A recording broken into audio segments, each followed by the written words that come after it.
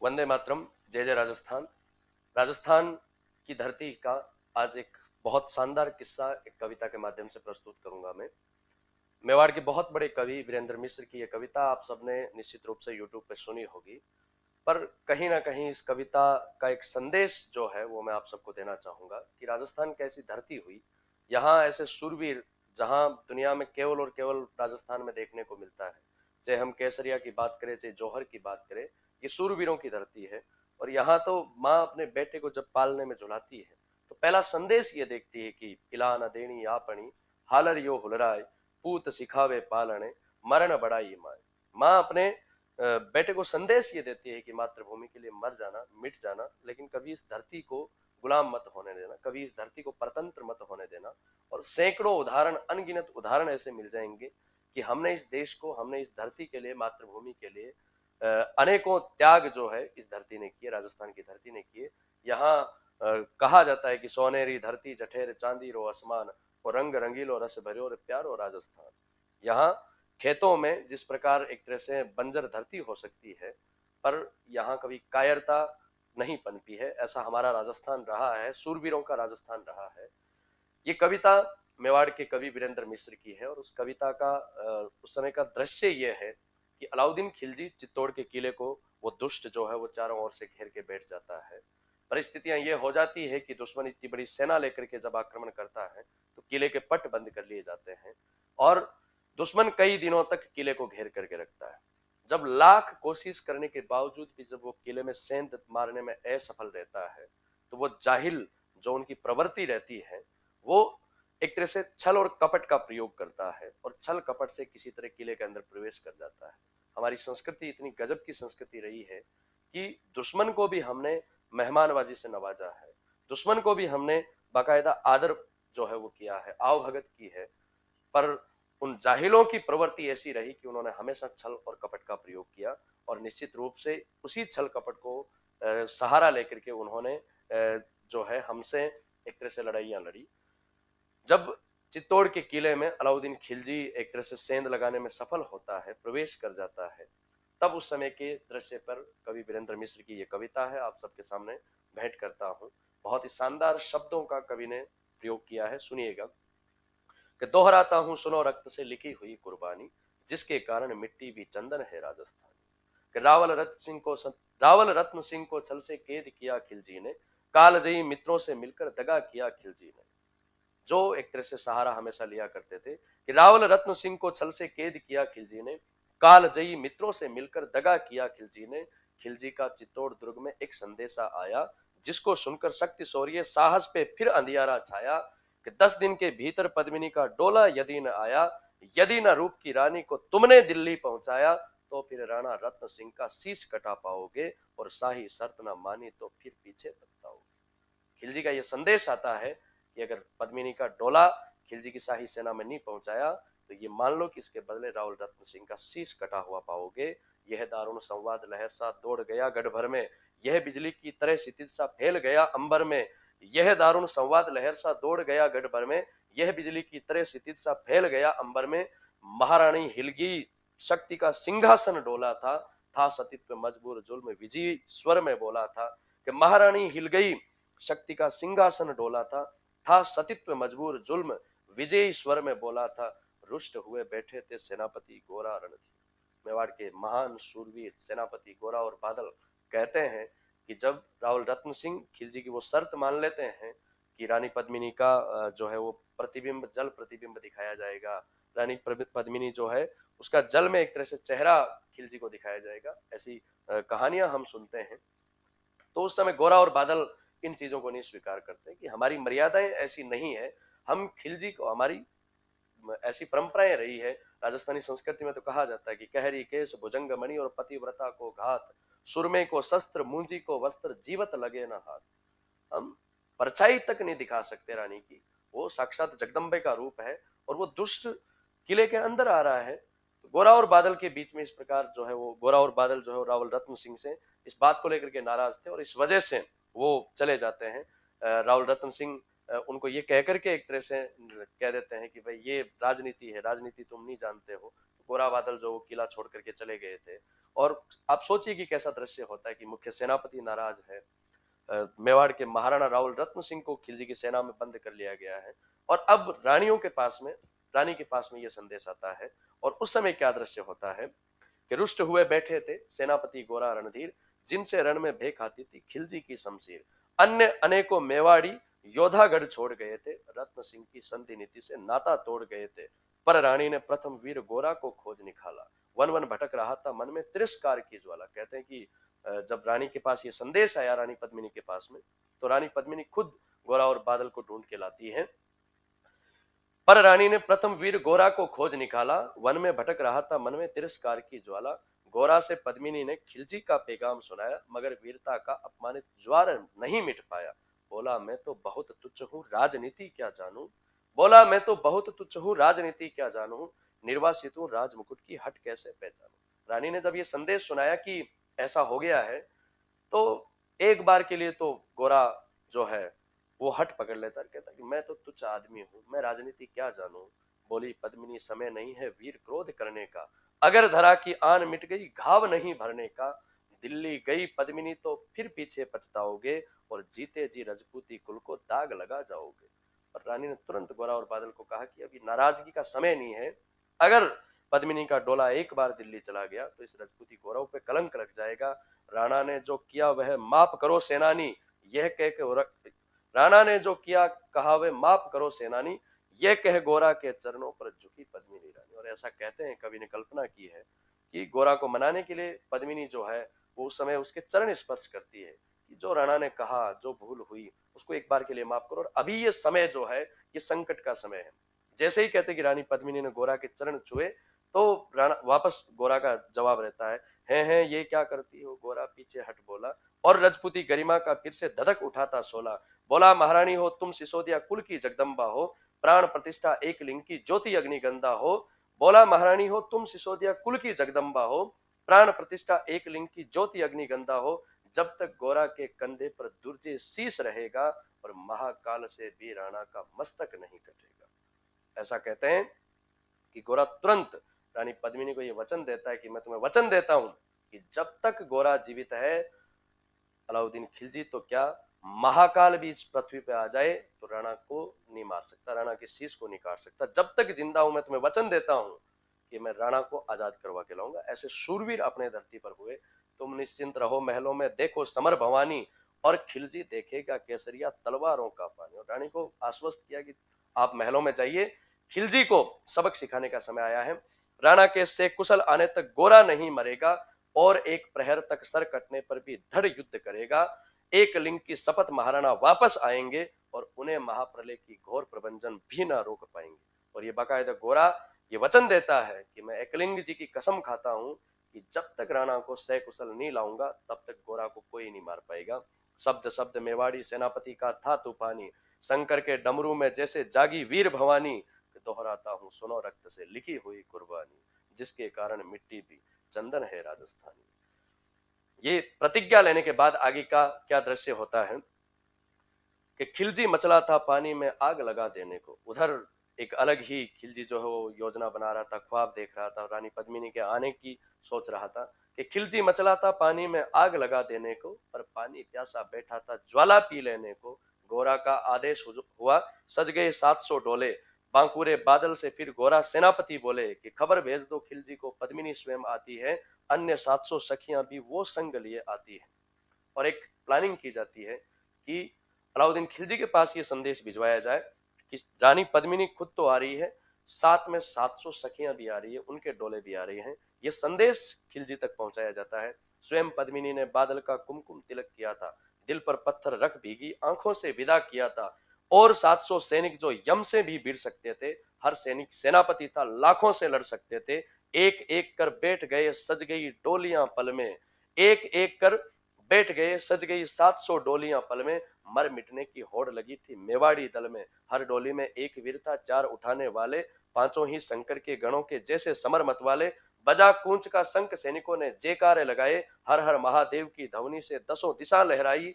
गोरा बादल के अंतस में जगी ज्योति की रेखा, मातृभूमि चित्तौड़ दुर्ग को फिर से जी भर कर देखा। और ऐसा कहते हैं कि जब युद्ध शुरू हुआ तो एक बार गोरा और बादल चित्तौड़ की तरफ मुड़ के देखते हैं कि जी भर के इस मातृभूमि को मैं एक बार देख लूं, क्या पता आगे क्या होता है, युद्ध का परिणाम क्या रहता है। और इसलिए वो अपनी मातृभूमि को निहारते हैं। कर अंतिम प्रणाम घोड़ों पर चढ़े सुपट अभिमानी, देशभक्ति की निकल पड़े लिखने को अमर कहानी, जिसके कारण मिट्टी भी चंदन है राजस्थानी। दोहराता हूं सुनो रक्त से लिखी हुई कुर्बानी, जिसके कारण मिट्टी भी चंदन है राजस्थानी। जा पहुंची डोलियां अब खिलजी की सरहद में, उधर दूत भी जा पहुंचा खिलजी के रंग महल में। बोला शहंशाह पद्मिनी मल्लिका बनने आई है, रानी अपने साथ हुस्न की कलियां भी लाई है। और कहते कि जैसे ही बॉर्डर पर वो 700 डोलियां पहुंची तो खिलजी की तरफ से एक खबरदार जो है वो आता है और खिलजी तक ये संदेश पहुंचाता है कि रानी पद्मिनी मल्लिका बनने के लिए आई है, साथ में 700 कलियां हुस्न की लेकर के आई है। एक मगर फरियाद फकत उसकी पूरी करवा दो, राणा रत्न सिंह से केवल एक बार मिलवा दो। और वो संदेश लाने वाला खिलजी को कहता है कि रानी जो है वो आई है और उसके साथ में 700 दासियां भी आई है, पर उनको एक बार वो चाहती है रानी कि उनको एक बार उनके पति रावल रत्न सिंह से मिलवा दीजिए। खिलजी उछल पड़ा, ये सुनकर फौरन हुक्म दिया था, बड़े शौक से मिलने का शाही फरमान दिया था। वो शाही फरमान दूत ने गोरा तक पहुंचाया। गोरा झूम उठे उस पल बादल को पास बुलाया, बोले बेटा वक्त आ गया है कट मरने का, मातृभूमि मेवाड़ धरा का दूध सफल करने का। जैसे ही खिलजी इस बात के लिए राजी हुआ कि रावल रत्न सिंह जो है उनसे मुलाकात करवा दी जाएगी, तो उस समय फिर गोरा और बादल ने जो एक तरह से योजना बनाई, लगा कि योजना सफल होने वाली है और गोरा और बादल एक दूसरे को वार्तालाप करते हैं। ये लोहार पद्मिनी वेश में बंदी ग्रह जाएगा। कहते हैं कि एक लोहार को तैयार किया गया डोली में, ये लोहार जाएगा और लोहार सबसे पहले रावल रत्न सिंह की बेड़ियों को काटेगा और जैसे ही रावल रत्न सिंह मुक्त करवाया जाएगा तो फिर खिलजी से युद्ध लड़ा जाएगा। ये लोहार पद्मिनी वेश में बंदी ग्रह जाएगा, केवल 10 डोलियां लिए गोरा पीछे धाएगा, ये बंधन काटेगा हम राणा को मुक्त करेंगे। घुड़सवार कुछ इधर आड़ में तैयार रहेंगे, जैसे ही राणा आए वे सब आंधी बन जाए और उन्हें चित्तौड़ दुर्ग पे वे सकुशल पहुंचाए।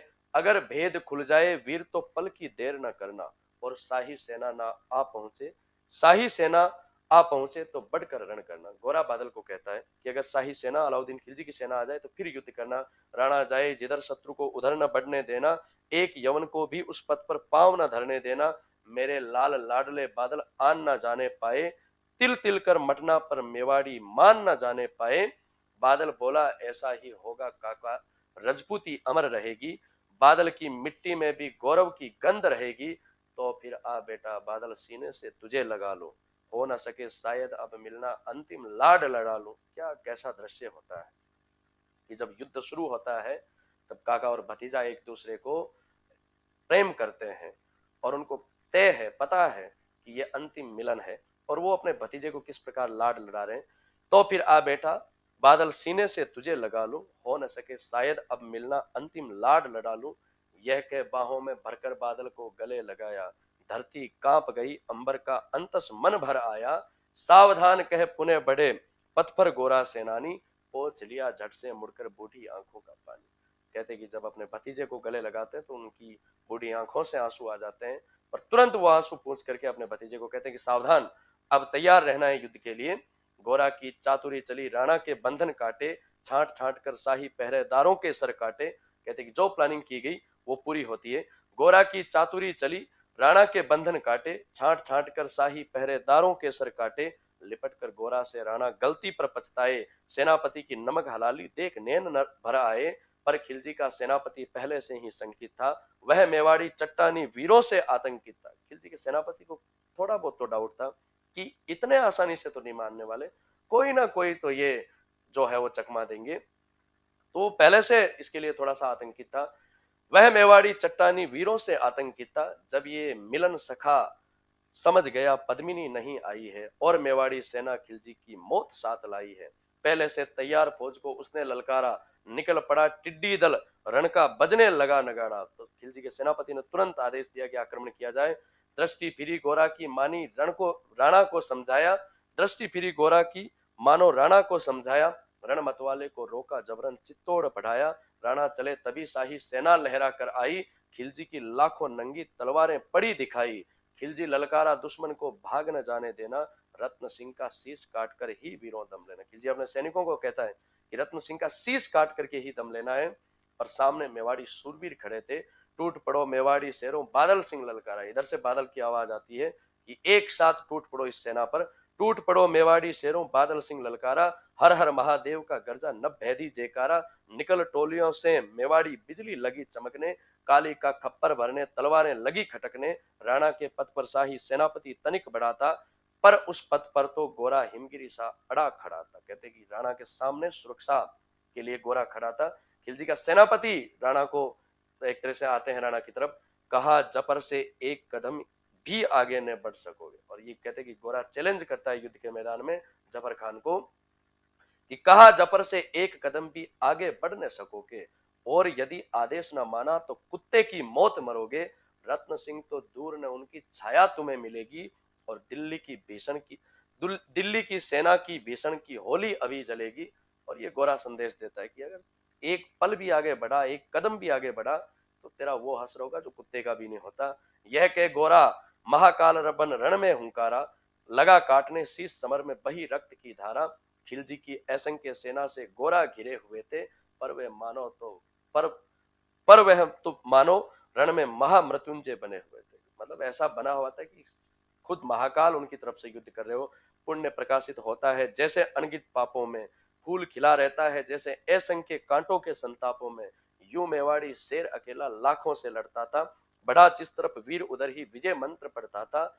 इस भीषण रण से दहली थी दिल्ली की दीवारें, गोरा से टकरा कर टूटी खिलजी की तलवारें। मगर कयामत देख अंत में छल से काम लिया। और वो काफिरों का हमेशा काम रहा, जाहिलों का, कि उन्होंने अंत में जब देखा कि ऐसे काम नहीं चलने वाला है, तो उन्होंने फिर कपट का सहारा लिया। मगर कयामत देख अंत में छल से काम लिया था।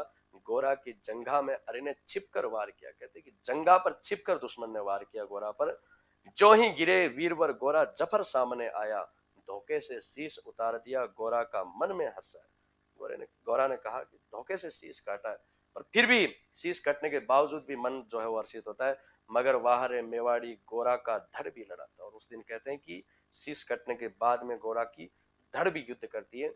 ये केवल और केवल दुनिया में राजस्थान में ऐसा देखा जाता है कि जहां के सूरवीर कबंद युद्ध करते हैं, गर्दन कटने के बाद में भी शीश धड़ जो है, शीश कटने के बावजूद भी उनकी धड़ युद्ध करती है। ये राजस्थानी संस्कृति है। मगर वाहरे मेवाड़ी गोरा का धड़ भी दौड़ा, किया जफर पर वार की जैसे सर पर गिरा हथौड़ा। कहते कि उनकी धड़ जफर खान पर ऐसा आक्रमण करता है जैसे जफर खान को यूं लगता है कि उनके सिर पर किसी ने हथौड़ा मारा हो। एक बार में ही शाही सेनापति चीर दिया था, जफर मोहम्मद को केवल धड़ ने निर्जीव किया। अकेली धड़ कहते हैं कि जफर खान को मारती है। जो ही जफर कटा शाही सेना का साहस लर्जा, काका का कटा सर लख, बादल सिंह महारुद्र सा गुर्जा। और गोरा जफर खान को मार के वहीं गोरा जो है वो शांत हो जाते हैं। और बादल जब देखते हैं कि उनके काका को धोखे से उनका सिर काट दिया गया है, तो बादल जो है वो फिर उनकी गर्जना देखती है। अरे कायरो नीच बावमड़ो, छल से रण करते हो, किस बूते पर जवां मर्द बनने का दम भरते हो। यह कहकर बादल उस क्षण बिजली बनकर टूटा था, मानो अंबर से धरती का अग्नि सिरा छूटा था। ज्वालामुखी फूटा हो जैसे दरिया हो तूफानी, सदियों दोहराएगी बादल की रणरंग कहानी। अरी का भाला लगा पेट में, आंतें निकल पड़े थे। और कभी कहते हैं कि ऐसा दृश्य होता है कि बादल सिंह पर दुश्मन का एक भाला उसके पेट में लगता है, अंतड़ियां उनके पेट से बाहर निकलती है। और ऐसा दृश्य होता है कि बादल अपना साफा उतारता है, पगड़ी उतारता है, और अपनी अंतड़ियों को बांध करके फिर युद्ध करता है। ऐसा युद्ध का दृश्य गोरा और बादल का वहां होता है कि अरी का भाला लगा पेट में, आंतें निकल पड़ी थी, और जख्मी बादल पर लाखों तलवारें खींची गई। एक साथ खिलजी की सारी सेना बादल पे टूटती है। कसकर बांध लिया आंतों को केसरिया पगड़ी से, रचक न डिगा ने प्रलयंकर, सन्मुख मृत्यु खड़ी से। अब बादल तूफान बन गया, शक्ति बनी फौलादी, मानो खप्पर लेकर रण में लड़ती हो आजादी। उधर वीरवर गोरा का धड़ अरिदल काट रहा था, और इधर बादल लाशों से भूतल पाट रहा था। ऐसा दृश्य गोरा और बादल की लड़ाई का होता है कि एक तरफ गोरा जो है उनकी धड़ युद्ध कर रही है, एक तरफ बादल अपनी अंतड़ियां निकली हुई है, उनको पगड़ी से, केसरिया पगड़ी से बांध करके युद्ध करता है। क्या गजब की वीरता इस युद्ध के मैदान में देखी जाती है। आगे पीछे दाएं बाएं जमकर लड़ी लड़ाई, उस क्षण समर भूमि में लाखों बादल पड़े दिखाई। हर तरफ देखे तो मेवाड़ी शूरवीर बादल और गोरा के रूप में युद्ध कर रहे थे, मगर हुआ परिणाम अंत में वही को जो होना था। उनको तो कण कण अरियों के शोणित से धोना था। मेवाड़ी सीमा में राणा से कुशल पहुंच गए थे, गोरा बादल तिल तिल कटकर रण में खेत रहे थे। और गोरा बादल मेवाड़ के महाराणा को सकुशल पहुंचाने के बाद आखिर मां भारती के चरणों में सो जाते हैं। एक एक कर मिटे सभी मेवाड़ी वीर सिपाही, रत्न सिंह पर लेकिन रंचक आँच न आने पाई। गोरा बादल के सौ पर भारत माता रोई थी। और उस समय कहते हैं कि क्या दृश्य रहा होगा कि खुद भारत माँ इन शूरवीरों के बलिदान पर, इनके त्याग पर रोई होगी। गोरा बादल के सौ पर भारत माता रोई थी, उसने अपनी दो ज्वलंत प्यारी मणियां खोई थी। धन्य धन्य धन्य धरा मेवाड़, धन्य गोरा बादल अभिमानी, जिनके बल से रहा पद्मिनी का सतीत्व अभिमानी, जिसके कारण मिट्टी भी चंदन है राजस्थानी। दोहराता हूँ सुनो रक्त से लिखी हुई कुर्बानी, जिसके कारण मिट्टी भी चंदन है राजस्थानी। जय जय राजस्थान। खमा गए।